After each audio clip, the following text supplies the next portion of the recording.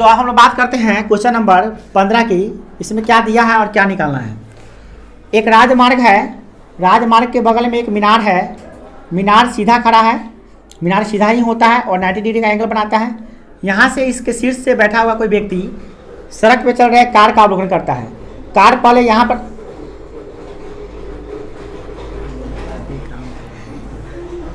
सही में कहा गया, जब शुरू करता है ना तभी रोज सोचता है कि हिट नहीं करना पड़ा, रोज मेहनत करना पड़ता है हमको। देखिए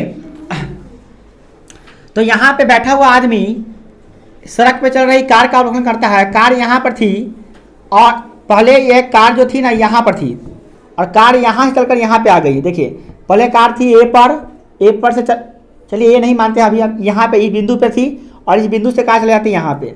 देखिए तो कार जब वहाँ पे थी तो उसका अवनमन कोण कितना था, तो यहाँ से इस कार को देखने पर इसका अवनमन कोण बन रहा था 30 डिग्री का। यहाँ पे कार थी तो 30 डिग्री का बन रहा था कौन, अवनमन कोण। अब इसी कार को जब कार 6 सेकेंड हो जाता है तो कार 6 सेकेंड के बाद चला आता है कहाँ पे, इस बिंदु पे चला आता है और इस बिंदु पर जब आता है तो इसका अवनमन कोण कितना हो जाता है, तो यह आता है 60 डिग्री। तो हमें ज्ञात करना है कि यहाँ से यहाँ तक आने में इसको अगर 6 सेकेंड लगा है तो यहाँ से यहाँ तक जाने में कितना सेकेंड लगेगा, तो माना कि 30 सेकेंड लगेगा इसको समय। मान लिए कि 30 सेकेंड लगा, ठीक है, ये मान लिए। अब यहाँ जान लीजिए कि चाल जो है ना, चाल समान है, एक समान चाल है। जब एक समान चाल होता है ना तो निश्चित समय में तय की गई दूरी निश्चित होती है। मतलब अगर चाल समान हो तो जितना समय में 1 घंटा में अगर 6 सेकंड में इतना चला है तो अगला 6 सेकंड में भी उतना ही चलेगा, क्योंकि चाल एक समान है, यूनिफॉर्म मोशन है। तो यहाँ पे ऑब्जेक्ट का जो यूनिफॉर्म मोशन होता है तो चाल दूरी बराबर क्या आता है, 4 गुने समय। तो 4 गुने समय हो गया। तो यहाँ पे हम दूरी, देखिए समय के रूप में तो हमको इक्वेशन नहीं पता है, समय में कैसे हम लोग संबंध निकालेंगे, हमको चाहिए तो दूरी, क्योंकि यहाँ पे तो हाइट एंड डिस्टेंस है, या तो हाइट दीजिए ना तो डिस्टेंस दीजिए। यहाँ पे समय से कोई मतलब ही नहीं है, तो हम समय को कन्वर्ट कर लेते हैं किस में, दूरी में। कैसे, तो माना कि गाड़ी की चाल मान लेते हैं। गाड़ी की चाल कितनी है, बराबर u मीटर प्रति सेकेंड। इसके बारे में नहीं पता है, मान लेते हैं चलिए u है, चाल क्या मान लेते हैं हम, u। तो चाल u है तो दूरी कितना होगा, तो दूरी बराबर होगा 4 गुने समय, चाल गुने समय। तो चाल कितना है, चाल है u और समय कितना लगा है, तो समय लगा इसको पार करने में यहाँ से यहाँ तक t। तो हम लोग दूरी किसका निकालते हैं, अब हम त्रिभुज ले जाते हैं, पहले त्रिभुज ले जाते हैं। यहाँ से एक त्रिभुज ये हो गया, एक त्रिभुज ये हो गया। त्रिभुज इसका नाम देते हैं A B C D E, इस प्रकार से। तो ये D से B पर गया है ना, तो दूरी कहाँ से, तो D से B का दूरी कितना हो गया, तो U गुने 6, यानी 6 गुने 6U हो गया dV का मान। और यहाँ से इसका मान हमको पता नहीं है, समय तो मान लिए 30 सेकेंड। यानी कि इस बिंदु B से मीनार के पाद, मीनार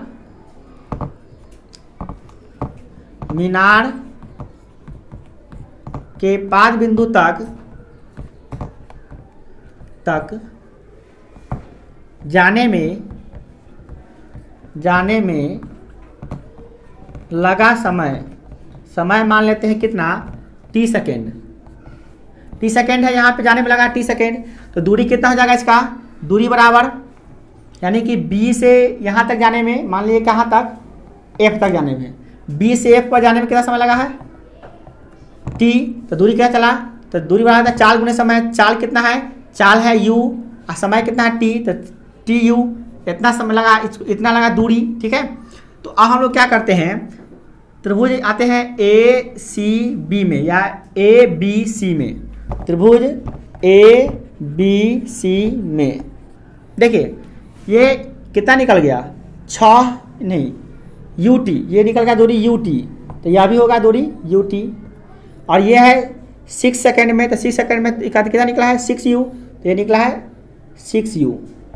तो अब हम लोग चलते हैं त्रिभुज ABC में। त्रिभुज ABC में लेते हैं क्या, ये देखिए त्रिभुज ABC में ये 60 डिग्री है, तो tan 60 ले लेते हैं, tan 60 डिग्री। tan 60 डिग्री कितना होगा, तो P बटे एच, तो P कितना है इसका, P ये भी पता नहीं हम लोगों को कितना है ये, तो इसको मान लेते हैं x, यह भी x, यह भी x, यानी कि x क्या है तो मीनार की ऊंचाई हो गया।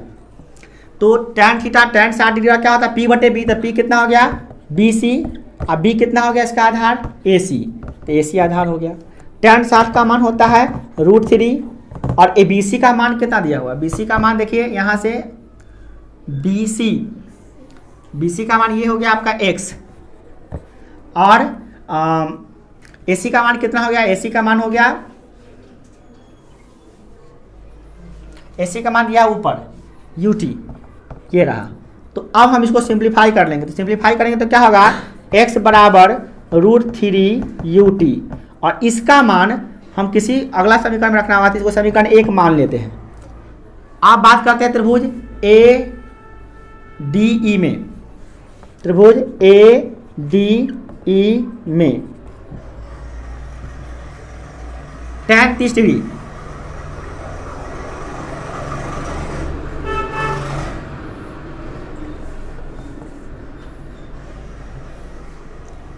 tan 30 का P बटा B, तो P कितना D हो गया, अब B कितना हो जाएगा AE।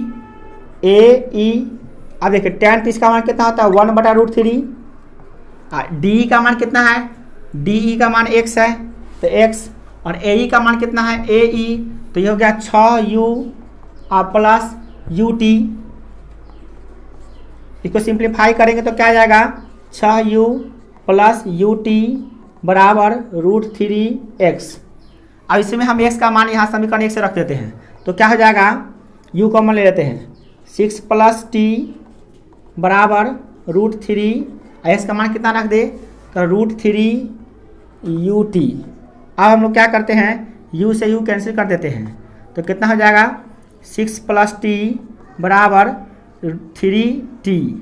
इसको सिंप्लीफाई कर देंगे हम लोग कैसे, t को उधर ले जाएंगे तो 6 बराबर क्या हो जाएगा 3t माइनस t, तो ये हो जाएगा 6 = 2t, और ये 2 आएगा तो डिवाइड हो जाएगा, तो 6 बटे 2 = हो जाएगा t, तो ये हो जाएगा t = 3 सेकेंड।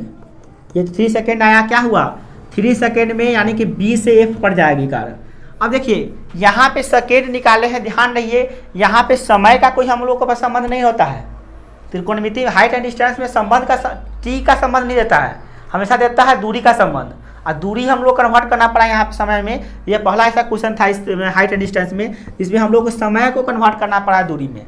तो प्रॉब्लम नहीं है, समय से दूरी में कन्वर्ट करना हो चाहे दूरी से समय में कन्वर्ट करना हो, फॉर्मूला वही लगाइएगा पुराना वाला, क्या तो चाल बराबर दूरी बटा समय पे आप रखिएगा, और इसमें से जो कन्वर्ट करना होगा उसको कन्वर्ट कर लीजिए, कोई दिक्कत इससे नहीं है। मगर याद रखिए हाइट एंड डिस्टेंस समय के लिए नहीं घोषित होता है, यह सिर्फ दूरी के लिए घोषित होता है। तो जब कभी भी समय वाला प्रॉब्लम होगा तो उसको दूरी में बदल के तब बनाइएगा, नहीं तो आपको समय भी नहीं आएगा कि समय दिया, समय को हम कैसे बटा में करें, ये समय है आई कहाँ है, इसका दूरी ऊंचाई होता है मीटर में, समय होता है सेकेंड में, कैसे हम रखेंगे, तो अनमैचेबल राशि हो गया, एगो सेकेंड में एगो मीटर में। तो इस बात को ध्यान रखिएगा। ऐसा एगो क्वेश्चन है, हो सकता है आगे भी ऐसा क्वेश्चन आए, चाहे आपको हो सकता है एग्जाम में ऐसा डाल दे क्वेश्चन दूसरा बना के, तो वहाँ पे आप कन्वर्ट कर लीजिएगा किसमें, दूरी में, समय को दूरी कन्वर्ट करिएगा दूरी में, इस फॉर्मूला से, ठीक है।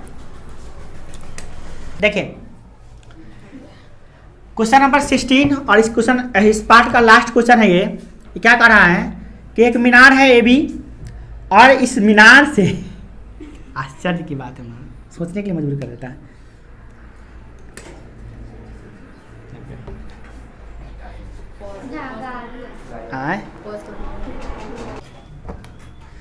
क्वेश्चन नंबर 16 क्या कह रहा है कि एक मीनार है AB, इसकी ऊंचाई 6 मीटर ये प्रूव करनी है, ये है कि नहीं, या मतलब आपको जांच के दिखाना है कि है कि नहीं। तो हम मान लेते हैं कि x मीटर है, और इसको अब हम इसका मान निकालेंगे, अगर x मीटर निकल गया तो हम प्रूव हो जाएगा। और क्या क्या कंडीशन दिया हुआ है, तो इस मीनार के पाद बिंदु से यानी कि B से सररेखा पर एक बिंदु है C, एक और बिंदु है D।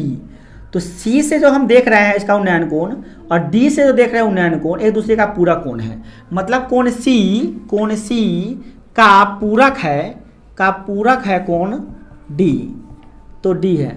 तो यानी पूरक कोणों का योगफल 90 डिग्री होता है। तो इसका मतलब हम अगर C बराबर मान लेते हैं, C बराबर थीटा मान लेते हैं, तो डी बराबर ऑटोमेटिकली क्या हो जाएगा, तो हो जाएगा 90 माइनस थीटा। क्यों? क्योंकि पूरा कोनों का योगफल होता है 90 डिग्री। तो अब हम लोग क्या करते हैं, अलग अलग कंडीशन है, दो त्रिभुज है समकोण त्रिभुज, दोनों समकोण त्रिभुज में हम लोग मान निकालेंगे। और एक चीज़ और दिया हुआ है कि इस पाद बिंदु से इसकी दूरी 4 मीटर है और इसके इसी बिंदु से यहाँ से इसकी दूरी है 9 मीटर। तो हम लोग क्या करते हैं, त्रिभुज निकालते हैं किसमें, त्रिभुज लेते हैं ए बी सी में, त्रिभुज ए बी सी में। इसमें क्या देख रहे हैं, tan थीटा लेते हैं, थीटा तो थीटा है, तो tan थीटा बराबर हो जाएगा P बटे बी। तो P कितना है इसका, तो x है, अब B कितना है इसका, तो B है 4। तो इसको रख दिए, सॉल्व कर दिए, तो ऐसे ही रहने दिए। अब हम इसको कुछ नहीं कर सकते हैं।